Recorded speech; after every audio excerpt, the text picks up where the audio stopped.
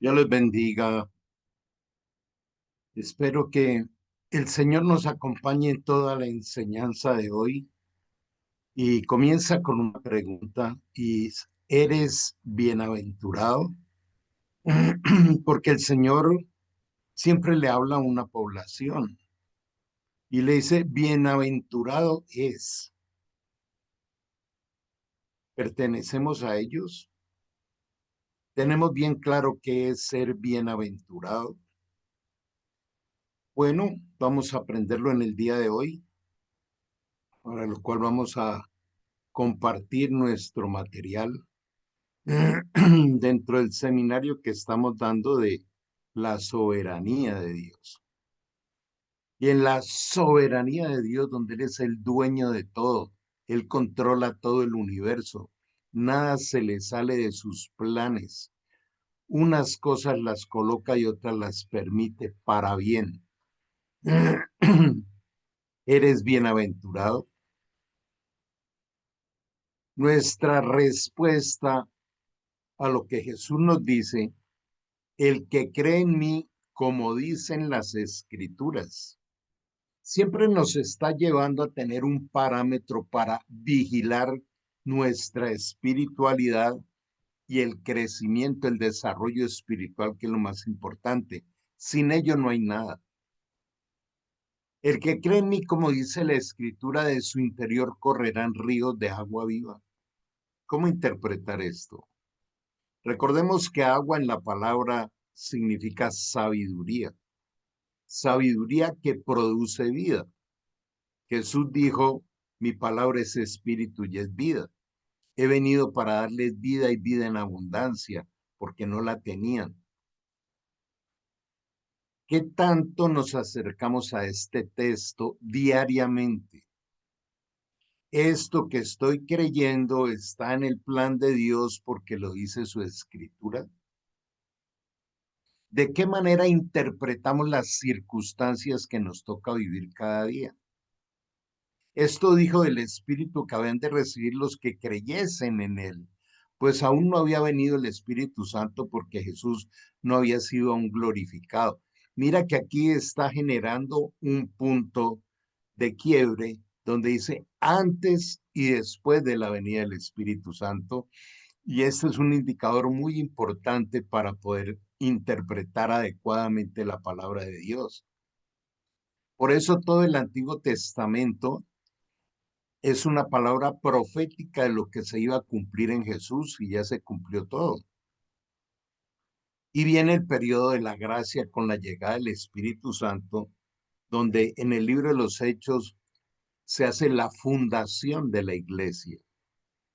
En Hechos 17 dice que iglesia no es un edificio de ladrillo.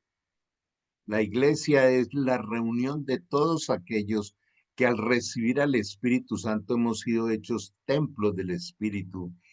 Y como dice también en Hebreos, somos eh, piedras vivas. Entre uno y otro él va construyendo su iglesia. Él dijo, yo edificaré mi iglesia. Bienaventurado quiere decir eternamente gozoso. Y es bien especial entenderlo, porque dice, se goza con lo que es eterno. No dice vive angustiado y deprimido por las cosas temporales. Ya no somos de este mundo. Fuimos diseñados para disfrutar lo eterno. Él cambió nuestra naturaleza. Es la transformación del hombre natural al hombre espiritual. Vivir en una paz que depende de Jesús, de su Santo Espíritu, de las riquezas del reino y no de las cosas que tenemos o no tenemos en este mundo. Esta es una de las cosas que marca la diferencia entre un hombre natural que así cree en Dios, no ha sido convertido, y un hombre espiritual que ha tenido una verdadera conversión. Reflexionemos sobre la primera bienaventuranza. Dice, bienaventurados los pobres en espíritu, porque de ellos es el reino de los cielos. Todo esto comienza en el libro de Mateo con el Sermón del Monte, donde está el relato de cada bienaventuranza, de cada bienaventurado. Entonces, ¿quién es bienaventurado? el que es pobre de espíritu. Y es pobre de espíritu porque el reino nos fue dado, es de nosotros. Y cuando vamos recibiendo el reino, la sabiduría de Dios, su presencia, su amor, su acompañamiento, entonces todo lo que tenía valor aquí en la tierra pierde preponderancia y entonces entra uno en el campo de la humildad de decir, hay un dueño que me regala cada día, como siempre lo digo, y que él decide qué me entrega cada día como entrenamiento. Es necesario que vengan pruebas y las pruebas son valiosísimas en el reino, no en el mundo. Esta enseñanza invita a la humildad y a la dependencia de Dios. Para ser bienaventurado, eternamente gozoso, hay que depender 100% de Dios y no de la gente, de otras personas, de la sociedad, del dinero, del trabajo, etcétera, etcétera. Ser pobre en espíritu no se refiere a una pobreza material, sino a una actitud de humildad y reconocimiento de nuestras limitaciones. ¿Conocemos el futuro? No. Dios lo conoce, sí. Y Él dice que nos da una revelación diaria para que tengamos una esperanza y un futuro irreemplazable porque es perfecto. ¿Cómo puedo cultivar la humildad en mi vida diaria? ¿La tengo en cuenta? ¿La vigilo? ¿La reconozco? ¿Soy vulnerable? ¿En qué momento me siento orgulloso o autosuficiente? ¿Y cómo puedo cambiar esa actitud? Son indicadores de vida que casi no los tenemos en cuenta. ¿Qué significa para mí depender de Dios en mi vida diaria? ¿Cómo pudiera expresar y explicar esto de mi vida diaria es una dependencia continua del Señor? Frase espectacular de Jesús donde dice, ni se te ocurra dudarlo. De cierto te digo, Jesús le respondió, te digo la verdad, a menos de que nazcas de nuevo no podrás ver el reino de Dios. O sea, el Espíritu Santo nos permite ver con los ojos del entendimiento. ¿Qué quieres decir? Exclamó Nicodemo con su famosa pregunta, ¿cómo puedo ya siendo viejo entrar en el vientre de mi madre y nacer de nuevo? Y entonces Jesús le contó, te digo la verdad, nadie puede entrar en el reino de Dios si no nace del agua y del Espíritu. No nace de la sabiduría de las Escrituras, a eso se refiere allí, y el Espíritu Santo. Entonces mira cómo aquí nos enseña, nadie puede ver y nadie puede entrar al reino de Dios si no ha nacido de nuevo. Y nacer de nuevo, siempre lo estoy repitiendo, que es lo más importante, es recibir a Cristo resucitado en el corazón y rendirle mi vida. Es decir, ya no soy dueño de mi vida, ya no vivo yo, Cristo vive en mí. ¿Esa entrega ha sido genuina en tu vida? ¿Te has tomado un momento para meditar el, la entrega genuina? Decirle, Dios, no quiero más ser el dueño de mi vida. Y aún estarte diciendo qué es lo que tienes que hacer. Concédeme esto, concédeme lo otro, algo de tal manera. O decirle, Señor, aquí estoy. Haz de mí la persona que tú quieras que yo sea. Nosotros fuimos trasladados y adoptados. Pues Él nos rescató del reino de la oscuridad y nos trasladó al reino del amado Hijo. Esto es un bienaventurado, quien compró nuestra libertad y perdonó nuestros pecados. O sea, ya no somos de este mundo. Entonces, ¿por qué seguir mirando al mundo? ¿Por qué anhelar las costumbres del mundo? ¿Por qué dejar que el mundo nos califique y no lo eterno? Nos predestinó para ser adoptados como hijos suyos por medio de Jesucristo según el buen propósito de su voluntad. Él vino un día y tocó la puerta de nuestro corazón. Y aquí estoy a tu puerta y llamo. Si escuchas mi voz y abres la puerta, entraré a ti, cenaré contigo y tú conmigo. Se lo dijo una iglesia, pero también es válido en la vida de cada uno de nosotros. Mediante su divino poder, Dios nos ha dado todo lo que necesitamos para llevar una vida rectitud. Todo lo que necesitamos ya lo depositó dentro nuestro, en los códigos genéticos, en la parte psicológica y en el espíritu, que es el que nos comanda y nos guía.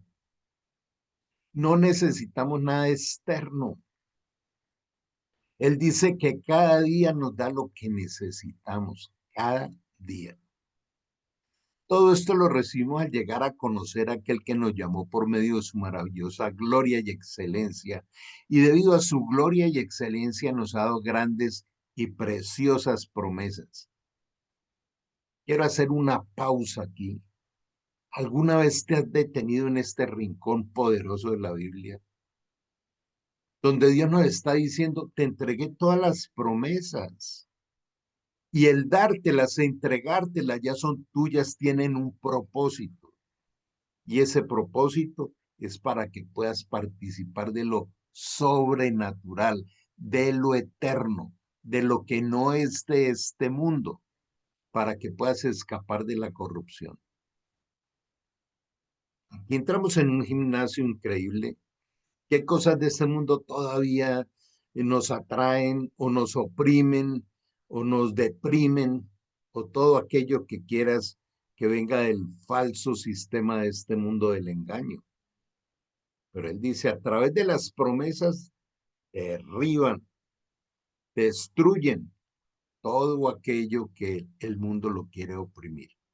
Y esto lo vamos a ir profundizando hoy. Entonces, ¿cuáles son las riquezas del bienaventurado? La salvación. Cuando oyeron el mensaje de la verdad, el evangelio que les trajo la salvación y lo creyeron, fueron identificados con el sello que es el Espíritu Santo prometido. Un bienaventurado es aquel que tiene la paz de saber a dónde va a llegar, de saber que todos sus pecados fueron perdonados, de saber que fuimos hechos por su amor y misericordia en templos del Espíritu Santo y que vamos siendo perfeccionados rumbo a la casa del Padre. Hijos y coherederos de las riquezas del reino de Dios que las obtenemos por la fe y la paciencia. Cuando vamos a salir cada día, entonces miramos que llevemos los documentos, que llevemos dinero, que tengamos las llaves del auto, en fin, todo aquello que vamos a necesitar durante el día. ¿Y será que miramos cómo andamos de fe y de paciencia para que las promesas podamos disfrutarlas porque se vuelven realidad y entonces comprendemos, experimentamos, testificamos del gozo de ser bienaventurados? Así que no miramos las dificultades que ahora vemos. En cambio, fijamos nuestra vista en las cosas que no pueden verse. Pues las cosas que ahora podemos ver pronto se habrán ido, pero las que no podemos ver permanecerán para siempre. Miremos cómo este indicador nos permite tener una actitud frente a las circunstancias de la vida. ¿Esto que me está ocurriendo es eterno o va a durar para siempre? Hay un proverbio popular por allí que dice que no hay mal que dure 100 años ni santo que lo resista. Y es realmente eso. Si yo le hablo a mi alma, le digo a mi cerebro, esto va a pasar, no va a durar el resto de mi vida y mi eternidad. Más bien, no fijo mi mirada en las dificultades, sino en las riquezas que Dios me da para ser más que vencedor de las dificultades. Cada vez que yo quiera resolver algo, tengo que ir a ver la caja de herramientas que me da el Espíritu Santo y no las intenciones humanas. En este mismo momento, yo te invito a que puedas identificar qué cosas te están incomodando o estresando, o qué cosas se han vuelto crónicas. Como alguna vez me decía una paciente, no es el destino que me tocó, no, El destino verdadero es el que Dios nos planeó antes de crearnos. Recordemos 1 Corintios 10:13. No te ha sobrevenido ninguna prueba que no sea humana. Ustedes los humanos se arman las pruebas. Y yo los dejo allí hasta cuando puedan resistirla. O sea, lo uso para entrenarlos. Pero conjuntamente con la prueba, yo les daré la salida para que puedan pasar. Entonces, ¿cuál es nuestro verdadero gimnasio espiritual diario? El gimnasio de la fe y la paciencia. O sea, vivir resolviendo dudas, resolviendo miedos, como lo hemos hablado muchísimas veces, y creciendo en paciencia. Paciencia es una espera en paz de saber que Dios nos va a maravillar en el tiempo adecuado. Fijemos la mirada en Jesús, no en las circunstancias, porque Él es el iniciador y el perfeccionador de nuestra fe, quien por el gozo que le esperaba soportó la cruz menospreciando la vergüenza que ella significaba y ahora está sentado a la derecha del trono de Dios. Este pasaje es bien interesante porque aprendemos. Está diciendo el Señor, la cruz me avergonzaba. ¿Por qué? Gálatas 3:13 dice que la cruz es un lugar de maldición. Ahí murió con toda la maldición de la humildad, de la humanidad, perdón. Por eso Jesús, al morir, murió en maldición y al morir cumplió con la paga del pecado, es muerte. Pero Gálatas 3:13 dice, porque maldito es todo aquel que muere en la cruz. La cruz es un lugar de maldición. Por eso le producía vergüenza.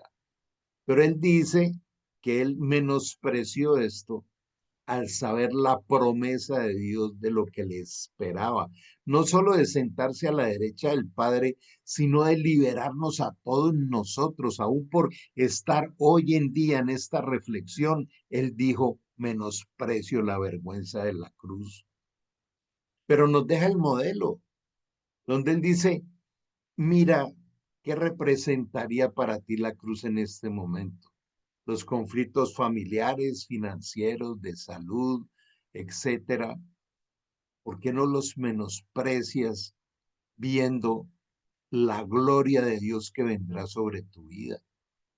Las riquezas del reino que van a venir sobre tu vida. La promesa infalible de Dios de bástate mi gracia porque mi poder se perfecciona en tu debilidad. Bienaventurado, no nos cansemos de hacer el bien porque a su debido tiempo cosecharemos si no nos damos por vencidos. Qué especial este pasaje. ¿En qué nos estamos dando por vencidos? Cuando uno se da por vencido es porque hay un vencedor. Y así tú creas que, bueno, terminé vencido, me tocó regalar la casa, vender el auto, lo que sea. ¿A quién le estás dando la victoria? Las tinieblas. ¿Cómo viene la palabra de Dios en Romanos 8? Mis hijos bienaventurados son más que vencedores. Entonces, ¿cómo puedo medir yo una victoria? No con una métrica humana o cultural, sino con las riquezas del cielo. Nunca te dejaré, nunca te desampararé. Todo lo puedo en Cristo que me fortalece. El Señor es mi pastor y nada me faltará. Esto solo lo puede entender el que tiene el Espíritu Santo, lo dice 1 Corintios 2. No nos cansemos de hacer el bien. A su debido tiempo. Y ese debido tiempo es cuando. Eso lo tiene determinado el Señor. En resumen, bienaventurado es el que camina por fe y paciencia guiado por el Espíritu Santo, recibiendo en el perfecto tiempo del Señor. Esta reflexión de resumen deberíamos tenerla escrita para estarla meditando. Y hagámonos una pregunta, ¿te interesa ser bienaventurado? produce gozo en el corazón de Dios y resultados en sus hijos. Solamente esfuérzate en no esforzarte. ¿Qué es este trabalenguas? Vamos a entenderlo. Es lo que dice Dios. Esfuérzate por no hacerlo a tu manera. Esfuérzate en no esforzarte en tu propia manera de pensar. Solamente esfuérzate y sé muy valiente. Solamente esa palabra la amo, porque entiendo que Dios me está diciendo, pude haberte mandado muchísimas otras cosas, pero solamente te digo que te esfuerces y sé muy valiente en concentrar tu tiempo, tu mirada, tus emociones. ¿En qué? En aprender la palabra de Dios. Dice, no te apartes de ella ni a la diestra ni a la siniestra, para que seas prosperado en todas las cosas que emprendas. Él habla de emprendedores. Dice, pero lo que vayas a emprender en la vida tiene que ser acorde a las sagradas escrituras, que te producen sabiduría, paz y poder, que destruyen tu manera de pensar para que el pensamiento del Señor sea el que nos gobierne. Porque vosotros tenéis la mente de Cristo, dice también 1 Corintios 2. Nunca, solamente esfuérzate y nunca se apartará de tu boca la palabra de Dios, sino que de día y de noche meditarás en él. Si el Señor dice, medita en mi palabra de día y de noche, es un estilo de vida, es un estilo de pensamiento cristiano. Y ese estilo de vida implica renunciar a estar distraído con la basura de este mundo, por las redes sociales y por tanto distractor que tenemos. Dice, ¿para qué debes hablar la palabra, meditar en ella de día y de noche, para hacer conforme a todo lo que allí está escrito? Y entonces dice, si meditas la palabra, si es la forma de hablar y la forma de hacer, prosperará tu camino y todo te saldrá bien. Todo te saldrá bien, es todo te saldrá bien. Mira que te mando que te esfuerces y seas valiente, no temas ni desmayes. No es temor, no es desánimo, no es depresión, no son ataques de pánico, no es angustia, no es estrés, porque el Señor tu Dios estará contigo en donde quiera que vayas, a donde quiera que vayas.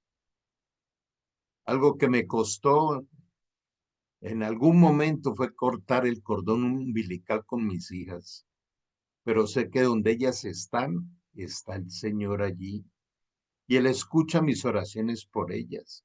Y obviamente estoy atento a lo que ellas me soliciten, pero están más seguras con el Señor que con el control humano.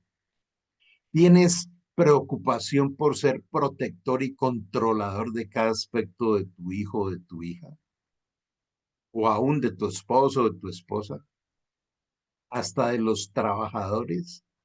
Nosotros no somos controladores de nada. Lo que Él nos dice es que seamos buenos administradores del tiempo, de los principios y valores, de su método, de su forma infalible. No es por el poder ni por la fuerza humana, sino por mi Espíritu Santo, dice el Señor de los ejércitos celestiales. Entonces, otra vez, solamente esfuérzate en no esforzarte con tus ideas, con tu fuerza de voluntad, con tus propósitos que fracasan. Es a la manera de Dios. ¿Cuáles son las barreras para disfrutar el ser bienaventurado? El primero de todos es el pecado no resuelto, porque Dios nos invita siempre, si confesares tus pecados, Él es fiel y justo para perdonarnos y limpiarnos de toda maldad, pero eso implica reconocimiento y arrepentimiento. He pecado. El pecado me separa de Dios, separado de Él nada podemos hacer, Juan 15:5. Además de esto, el pecado contrista, apaga, resiste al Espíritu Santo. La falta de la llenura del Espíritu Santo es un mandamiento, sean llenos del Espíritu. Y ser llenos del Espíritu Santo es que el Espíritu Santo controle nuestros pensamientos, emociones, decisiones, y que en nuestra mente abunde la palabra de Dios. La incredulidad, uno de los más terribles pecados. No creer que Dios va a cumplir sus promesas del nunca te dejaré y nunca te desampararé. La duda y la queja, una esclavitud, dudar de todo, desconfiar de todo y vivirnos quejando.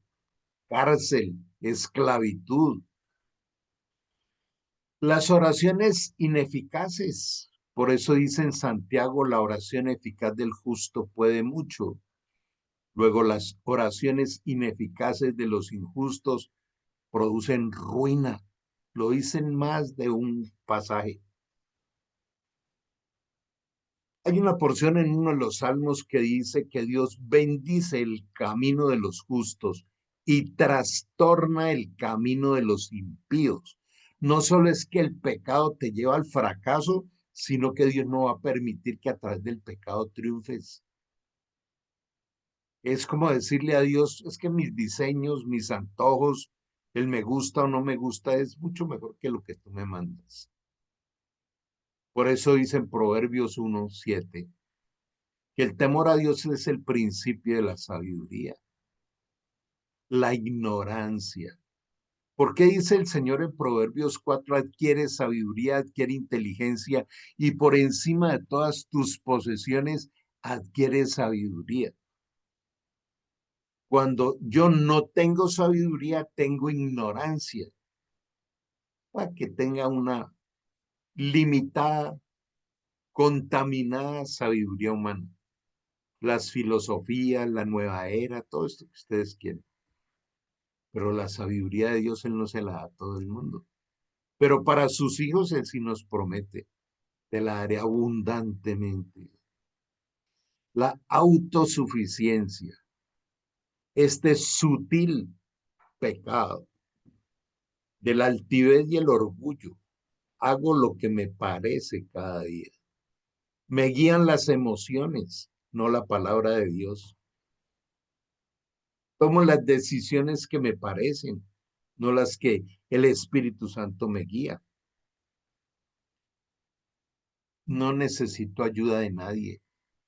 No necesito que nadie me enseñe. Yo no necesito mentores. Yo no necesito quien me lidere. No necesito darle cuentas a nadie. Eso fue lo que pensó Eva y Adán cuando dijeron queremos ser como dioses, no tener que darle cuentas a nadie. La infidelidad financiera y obviamente todo tipo de infidelidad. Pero el Señor dice bien claro en Malaquías 3 y en otros pasajes que Él ama al dador alegre y que el que no administra los recursos como Él los envía, le está robando tiempo y muchas cosas. Mira cómo también el Señor nos enseña que Él es el dueño del oro y de la plata. Nosotros solo somos administradores. Hay algo que se llama el principio de la mayordomía. Somos mayordomos del reino de los cielos, administrando lo que Él nos entrega. El no perdonar. Al que no perdona a mi Padre que está en el cielo, tampoco le perdonará. Si vienes a la presencia de Dios y ahí recuerdas que alguien tiene algo contra ti, ve primeramente y reconcíliate. Alguien me decía en estos días, no, yo ya perdoné, pero no tengo por qué ir a decírselo. Orgullo, altivez, el maltrato a la esposa. Honra a tu esposa y trátala como a vaso más frágil y para que tus oraciones no tengan estorbo. La mujer necia, dice la escritura, la mujer virtuosa edifica la casa, pero la necia la destruye. Es una radiografía para cada quien. No esperar. Los que esperan en el Señor, no dice los que se desesperan, no tengan ansiedad por nada. La idolatría.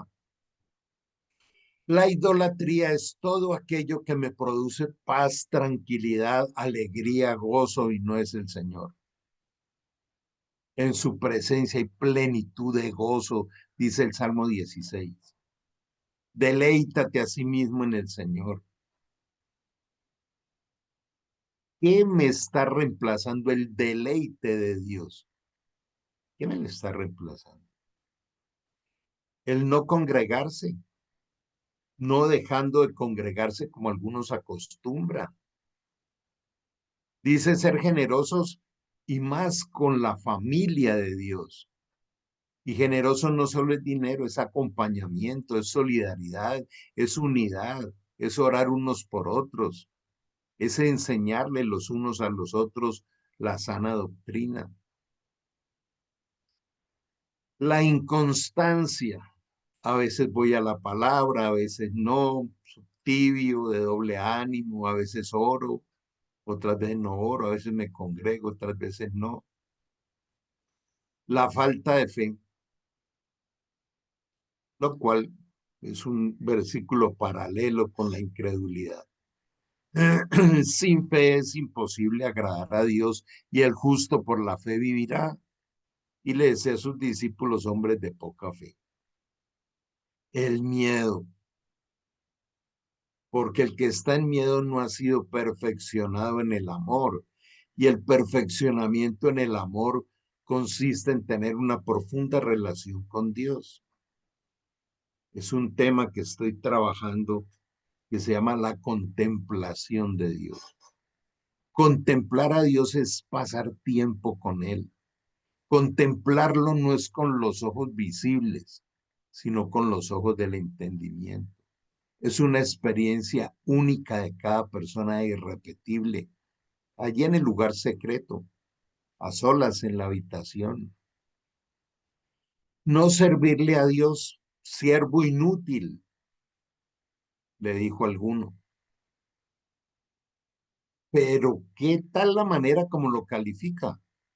Siervo inútil eres porque lo que tenías que hacer hiciste. O sea que cuando ni siquiera hago lo que me corresponde, no llego ni siquiera a inútil, menos que inútil. Por eso dice, si alguien te pide que le acompañes una milla, acompáñale dos. Si te piden la camisa, dale la capa también. Dios es un Dios de abundancia y quiere que nosotros seamos generosos en la abundancia también. Imitar a las conductas del mundo. Todo aquel que se vuelva amigo del mundo se constituye en enemigo de Dios. Falta de prioridades de reino. ¿Cuáles son nuestras prioridades en la vida? Hace poco hablaba con un adolescente y ni siquiera podía definir qué le daba sentido a su vida. ¿Cuál era la razón por la cual está aquí en este planeta? No administrar bien los pensamientos. Este es el tema que transversaliza toda la Biblia. Sé que muchos me han criticado que yo me haya metido en neurociencias, pero me metí con una sola razón y esto voy a estarlo enseñando en un curso en unos meses que se llama ¿Cómo Dios diseñó el cerebro o quién hizo el cerebro? Dios lo diseñó de tal manera que la palabra de Dios se pueda administrar con la guía, la sabiduría y el poder del Espíritu Santo. Podemos administrar nuestros pensamientos. La palabra pensamiento, sabiduría, mente, es lo que regula toda la Biblia de Génesis, Apocalipsis. Dice, porque los que están en la carne piensan en las cosas de la carne, pero los que están en el Espíritu piensan en las cosas del Espíritu. Filipenses 4:8, todo lo que es verdadero, amable, puro, digno, tal, y otra serie de características. En esto pensad. Segunda de Corintios 10:5, derriba todos los pensamientos, argumentos, planteamientos que te desvían de Dios. O sea, el Espíritu Santo nos da la capacidad de administrar nuestros pensamientos. No ser buenos administradores. El Señor dice que Él nos capacita para ser buenos administradores de su multiforme gracia. Por eso no me cansaré de repetir que cada día nos da la oportunidad de ser bienaventurados, de vivir cada día como una aventura, de administrar bien lo nuevo que Él me entrega, cada oportunidad, de administrar bien mis emociones, para no andar de mal genio, ni reactivo, ni agrediendo a otros. Según de Timoteo 1:7, no les he dado espíritu de cobardía. El cobarde grita, agrede, vive en reactividad del miedo. Él dice, yo les he dado es un espíritu de amor, de poder, de dominio propio. No estar enteramente preparados. Es un mandamiento, dice que nosotros debemos estar enteramente preparados para toda buena obra, para salir en defensa de la sana doctrina. No vivir en el amor del Espíritu Santo. Toda la carta de 1 Corintios 13, la preeminencia del amor. Sin amor, nada de lo que hagamos produce buenos resultados. Sin amor no somos nada. La ingratitud.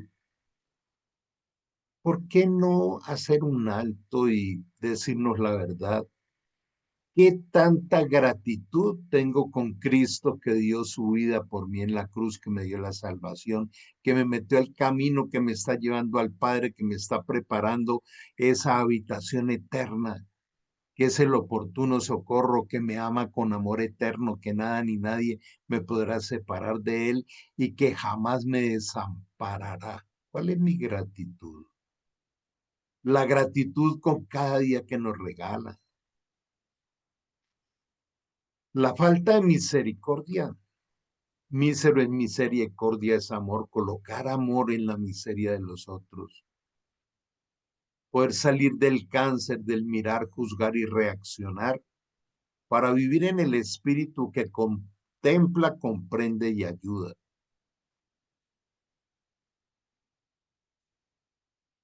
En YouTube, nuestro canal, te invito a que te suscribas para que puedas disfrutar de todas las grabaciones que están allí, porque todo queda allí grabado. Y bendecimos la vida de todos aquellos que nos siguen apoyando para poder desarrollar todas estas enseñanzas, para poder apoyar a muchos en planes de crecimiento personal. Dios bendiga sus vidas. Amén.